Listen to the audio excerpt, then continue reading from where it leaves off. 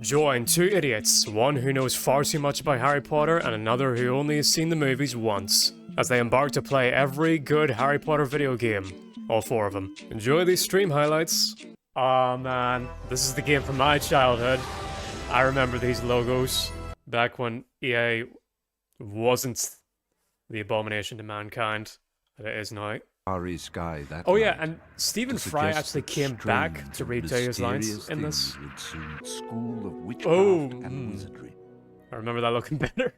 Oh, A new book on man, vampires, it is master? crazy how Must get on, lots to buy. Professor Come Quill on, is Harry. probably the first character ever that I and many other white people ever saw a dude in a turban, and it's a fucking white guy. Up to a In cross. 2001, on top of Right. that. Stand back, Harry.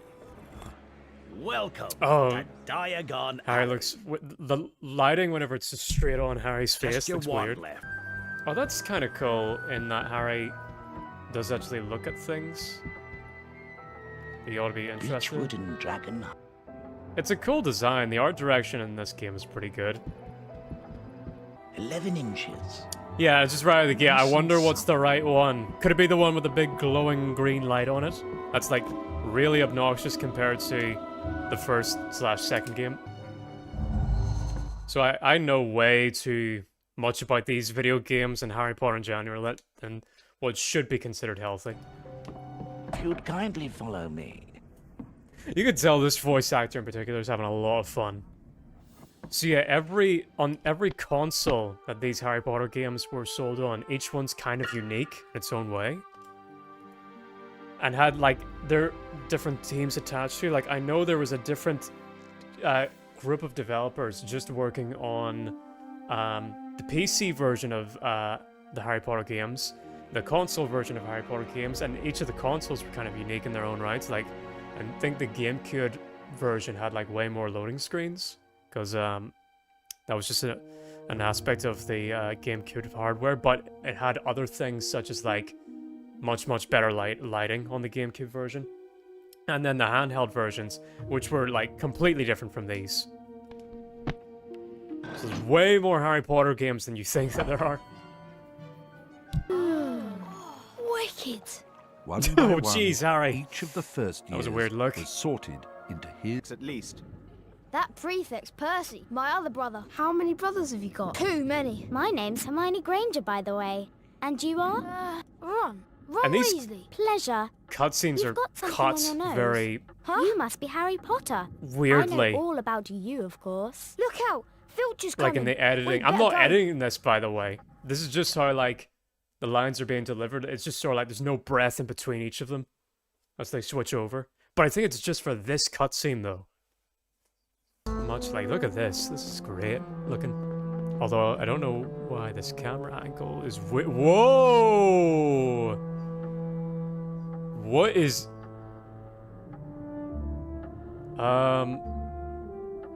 Here, let me play around with this. Woo! Hey! Me saying second/first over and over again is a reference to a YouTuber I used to watch called Red Guy, who did these Peeves. A poltergeist. reviews for these games back in the day. He's about my age. He stopped making videos long ago. Peeves, or the Baron will hear about this. I mean it. Oh, he was straight frozen there for a bit. You want to watch out for What's- Peeves. The bloody Baron's the only one who can control him. He won't even listen to us prefects. Very mechanical head turn there, Percy. Weird camera angle. Caput Draconis. As in menacing but dark as in I Thanks, can't Harry. see.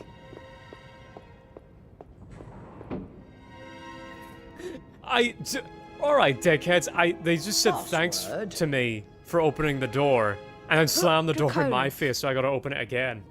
Dick. Now, what you're about to see. Oh, yeah, this cutscene where, like, the old group leave as if they're in mass or something like that. They do this for every class. I don't know why. And for some reason, Harry doesn't follow the... Harry, what are you doing? No one is calling your name, my guy. Follow your group. Later, Snape. I wanted to make a cool exit there. There we go. Later, Snape.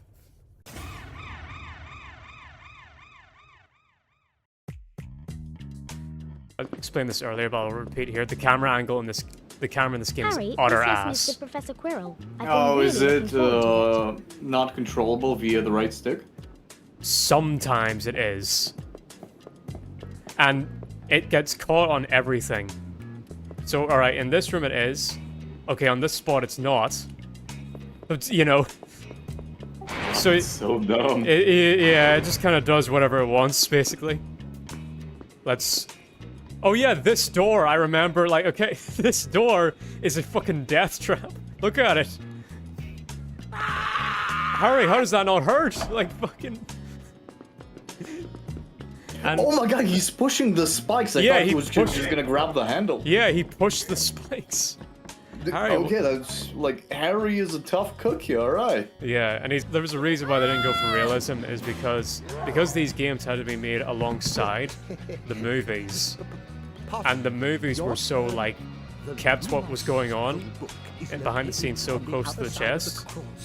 The Warner Bros. Like refused to give the developers any indication about what the movies were even gonna look like. So the devs basically had to guess based on the books.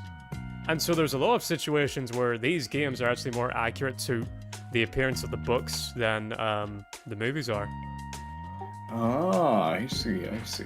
Up until the fourth game, in which case they started to look more like the movies, and every game after the third is pretty ugly, I'm gonna be honest. Okay, so over there, on that curtain... Oh yeah, I forgot about that. This game has like a little bit of strange slapstick. Man, this guy just watched 4 of his best mates die behind him, and now I'm about to throw him in a cage. Oh my god, I thought you were about to throw him off of the bridge. Yeah, I will... I always found it funny and also kind of creeped me out that Dobby looks like a half-naked, homeless, you know, he who shan't be named. That's funny, because, and maybe you're referencing this, Russian lawyers actually did try and sue Warner Brothers for using the likeness of Vladimir Putin for Dobby. My god, that's... Oh my goodness, I am not surprised. I am not fucking surprised. Ooh, a bean room. Lumos! The bean. Chocolate. By the way, like, an annoying thing about this game is that Harry will announce every single Each bean. name of the flavor. Each bean, yeah, that he eats. A wizard card. Man, you know, I love doing that too. Every time I go for McDonald's, I announce each Chicken. each meal I take. Chip, beef, Big Mac. A pumpkin Pickles. pasty. Oh my god, yes, each ingredient in Yeah. a burger, not even a meal. Oh my god. No, like, yeah, Oh. you eat 5 ingredients in a burger, and it'd be like wheat, mincemeat, lettuce, tomatoes. I had a burger this morning. The moment he bites into a chicken nugget, he just literally lists off like 100 ingredients, like chicken skin, bone, and all the absolute gunk Oils. and trash that goes into the nuggies. Yeah. Really like these ghost designs. Oh, they're dope. Yeah. Yeah, the art directors, right, there is secretly like kind of an A team that worked on these like old school Harry Potter games. I wanted to talk about this one. So, have you ever heard of this guy called, Jordan Thomas, that's his name. He was the level designer for this game. And it's interesting that he was, because he is one of the few known level designers. Like, it's very rare that, like, someone's level design is so good that, like, gamers actually know him by name. He is most famous after he did this.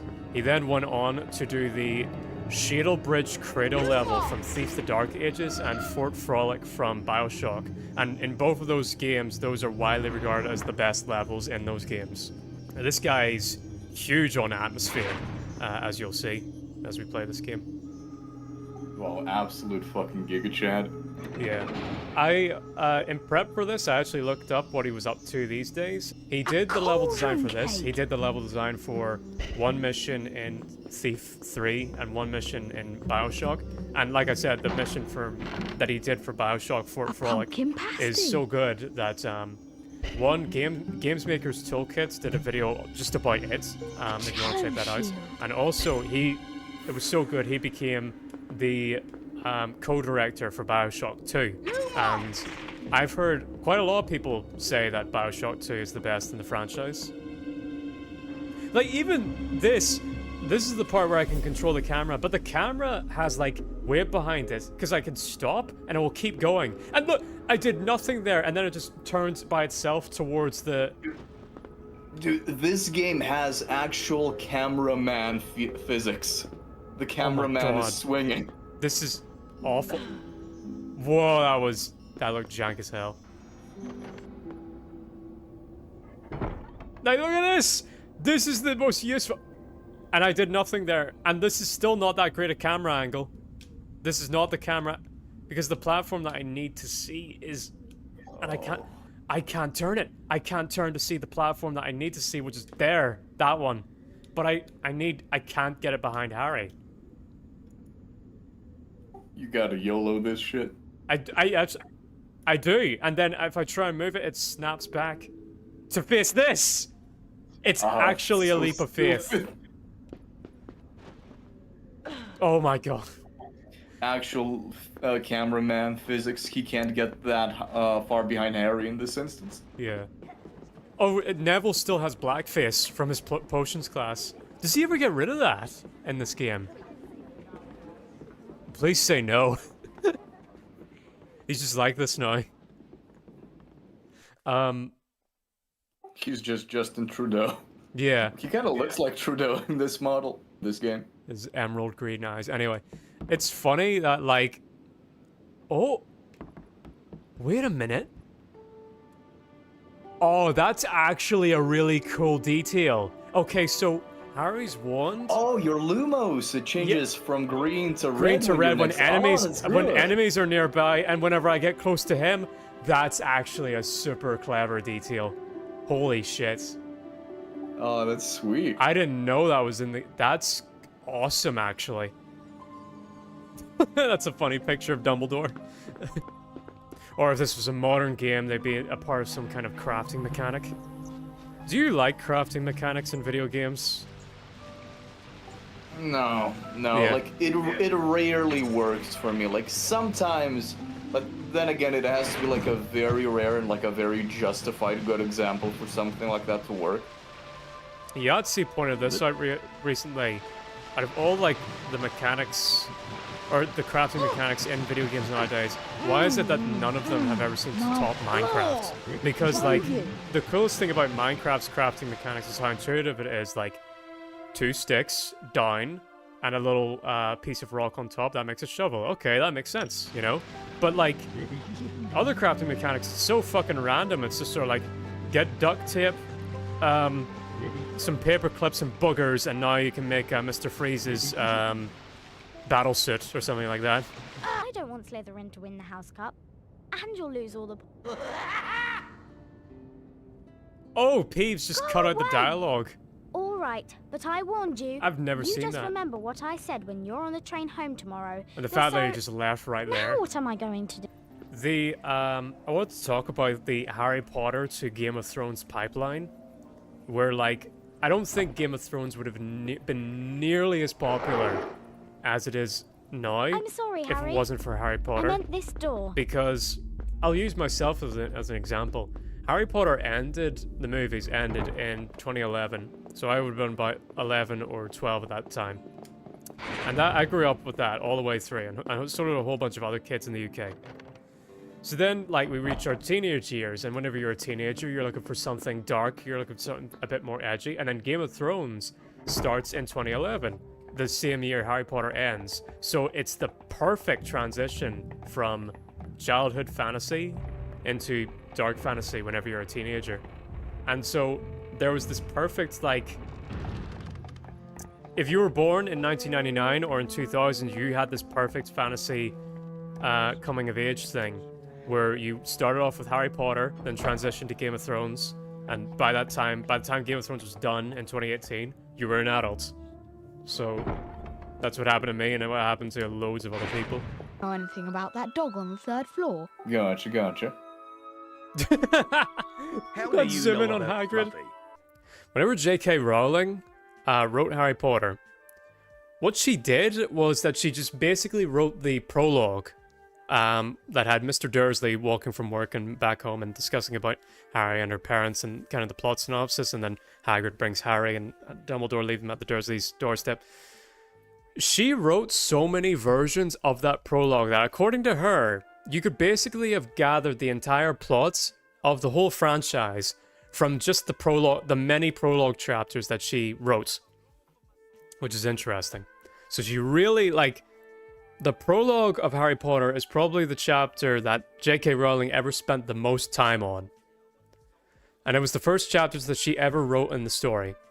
And then the second chapter that she ever wrote for Harry Potter was the last chapter of the last book, 19 years later, whenever Harry, Ron, and Hermione and the gang are all leaving their kids off to Hogwarts.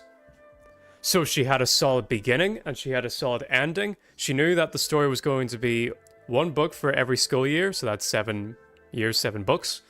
She basically like, okay, I have an A, and I basically have to just grind out the story until I get to B.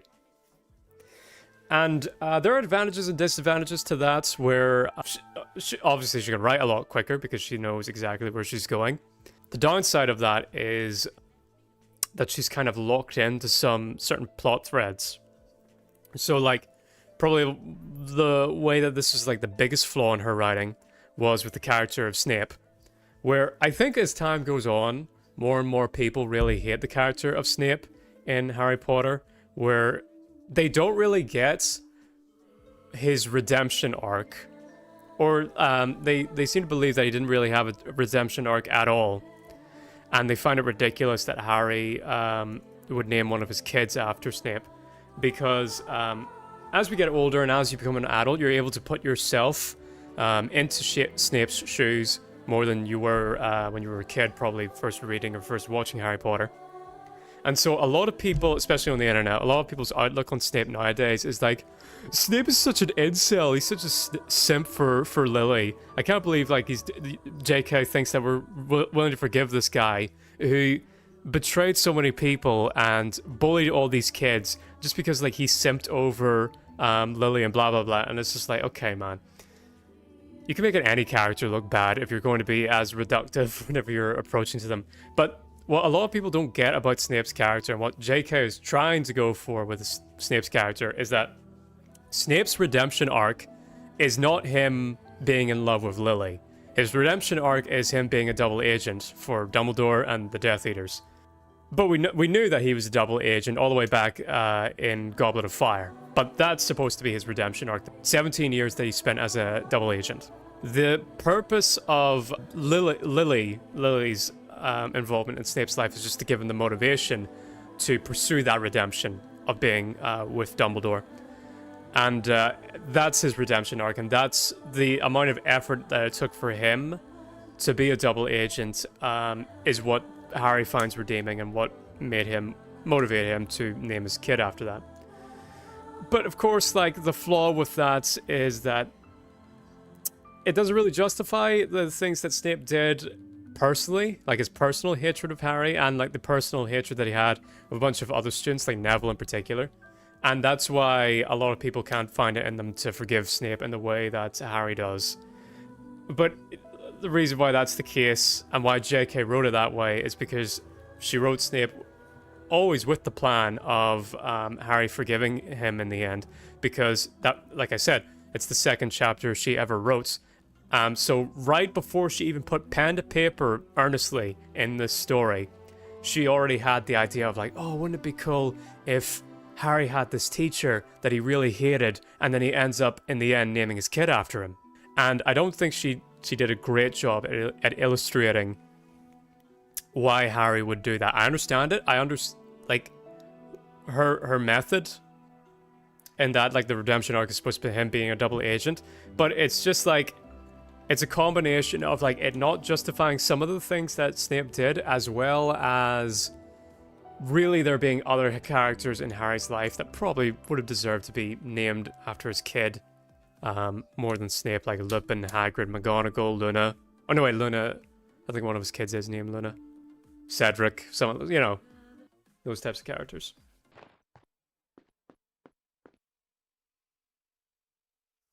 Now, are you ready for this? So, the school has just been like in a scandal because like a student was almost killed by a mountain troll, right?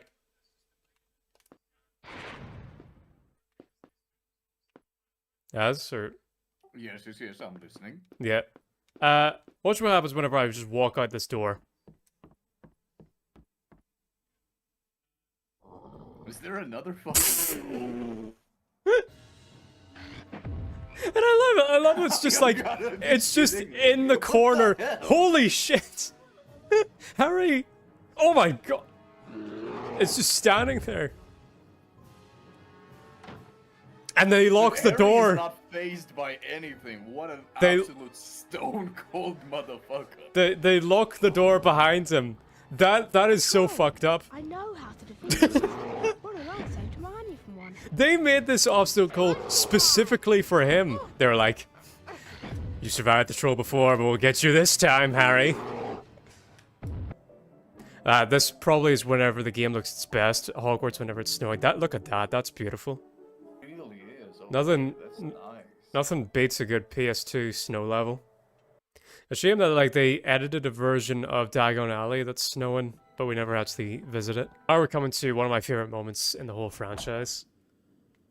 Not specifically the games version. This is one of the few moments where I say this is objectively done better in the movie than it was in the book. It's just the scene is so sad in the movie. Probably the best bit of acting from child Daniel Radcliffe, and the music really uplifts it. Yeah, this build up for a pretty like you'd think innocuous boss. And even the arena looks really cool. Another cursed Harry face. There we are. Round 2, motherfucker.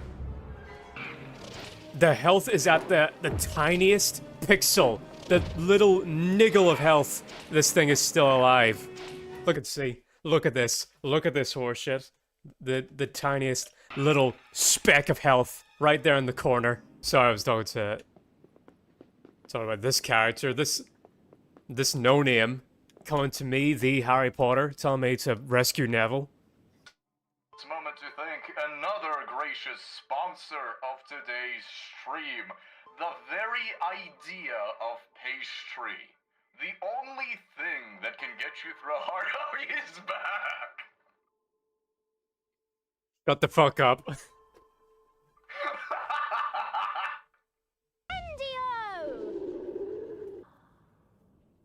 Thanks.